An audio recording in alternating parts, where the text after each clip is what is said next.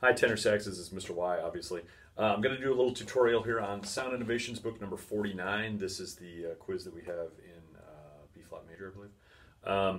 At the beginning of the year, it's just called Etude. There are a couple of tricky notes here that you got to watch out for, but I think probably the hardest part is that you have to start out the whole Etude just on that low C. Remember, low C, you know, all 6 big fingers plus your bottom pinky key over here.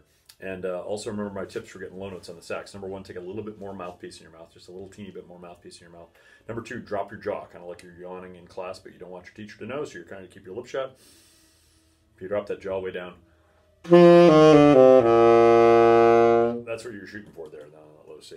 This one you have to start out there, but the good news is it's nice and forte, so that should be fairly easy. You can put a lot of air into it and really get a hopefully good sound. A couple other weird notes to worry about. Remember, the key signature here has F naturals in it. There are no sharps and flats, so all your Fs are going to be natural, first finger, not second finger, with one exception. There is one F sharp in measure number, let's see, 2, 4, 5, 6, I guess. That F sharp right there. Okay. In measure 7, you have a G sharp. Remember, that's your football key. 3 fingers here like G, plus your top pinky key. That's really called the G sharp key. I call it your football key.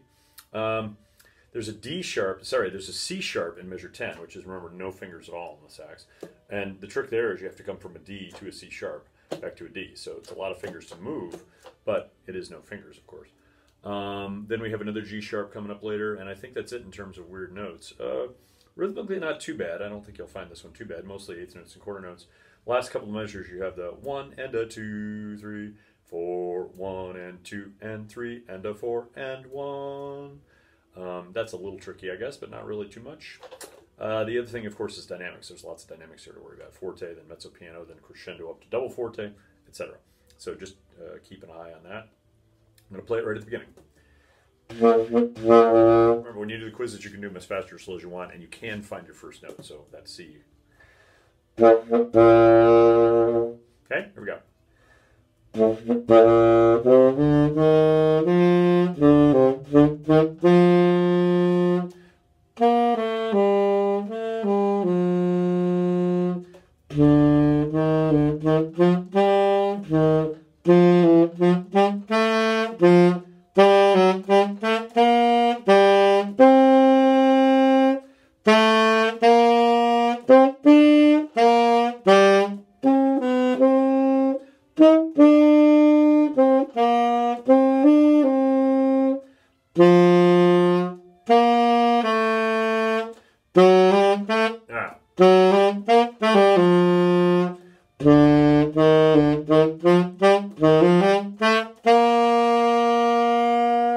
I messed up there a little bit toward the end.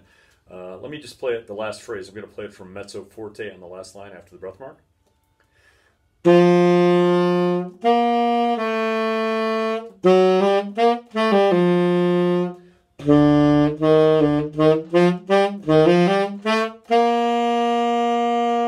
The G sharp to A there is a little tricky because you've got these 2 fingers on your left hand moving both at once. And they are, you know, kind of the stupidest fingers on your hand. So you may want to practice just those 2 notes to get them nice and smooth back and forth.